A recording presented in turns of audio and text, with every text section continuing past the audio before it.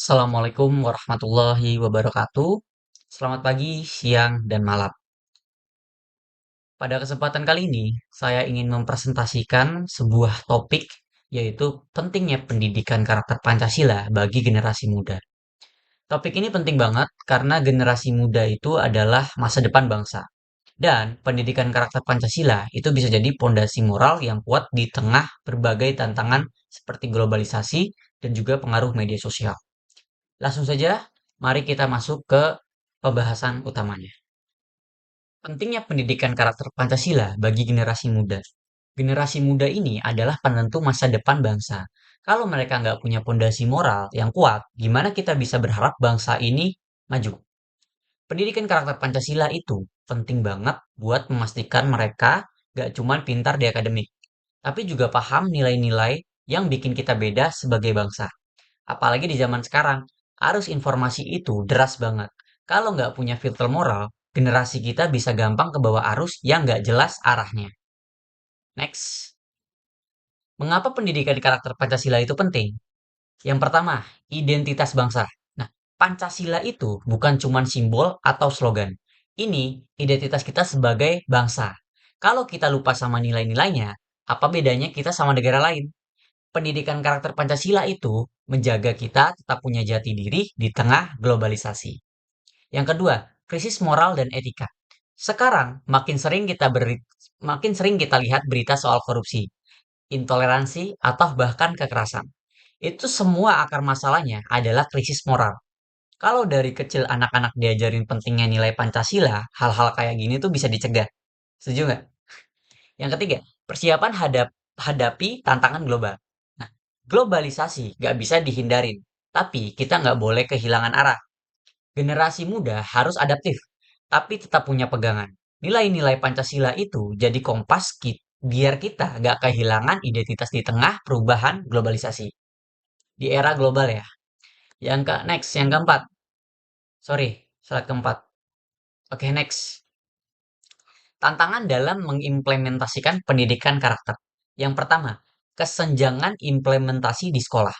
Kenyataannya, banyak sekolah masih fokus ke nilai akademik. Nilai karakter sering dianggap pelengkap, padahal dua-duanya itu harus seimbang.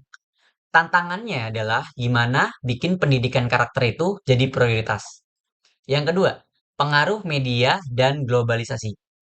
Media sosial itu kayak pedang bermata dua. Setuju nggak? Di satu sisi, yang kedua, pengaruh media dan globalisasi. Media sosial itu kayak pedang bermata dua.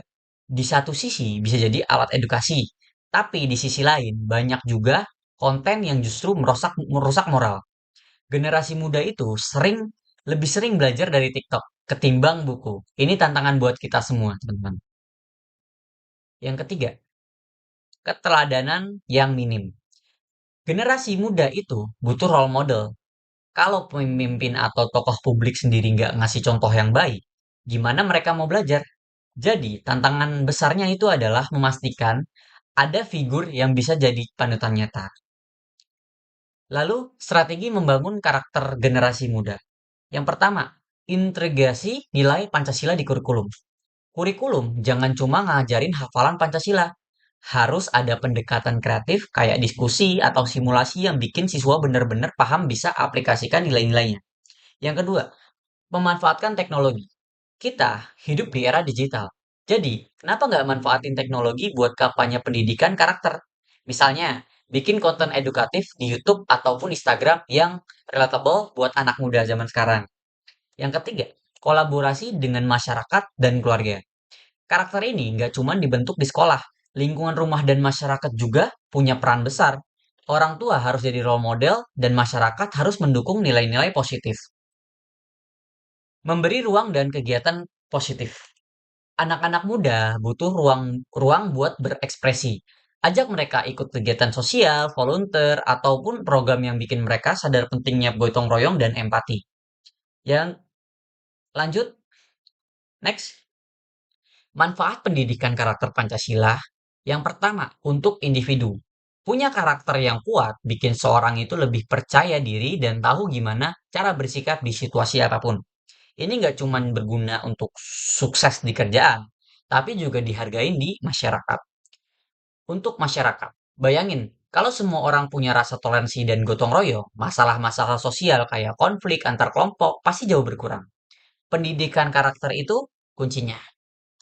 Untuk bangsa, bangsa yang punya generasi muda dengan karakter kuat pasti lebih disegani di kancah internasional. Kita bisa jadi bangsa yang nggak cuma berkembang, tapi juga dihormati. Lalu kesimpulan dan langkah untuk kedepannya. Jadi, inti dari semuanya, pendidikan karakter Pancasila itu bukan cuma soal teori di buku. Kita butuh aksi nyata dari semua pihak, mulai dari pemerintah, sekolah, keluarga, sampai masyarakat. Kalau kita bisa bareng-bareng jalanin, kita nggak cuma nyiapin generasi muda buat jadi pribadi yang sukses, tapi juga buat jadi pemimpin yang punya nilai dan integritas. Langkah ke depan kita harus serius, nggak cuma bikin program, tapi juga pastiin program-program itu berjalan. Oke, baik, mungkin itu saja yang bisa saya sampaikan hari ini. Kurang lebihnya mohon maaf. Wassalamualaikum warahmatullahi wabarakatuh.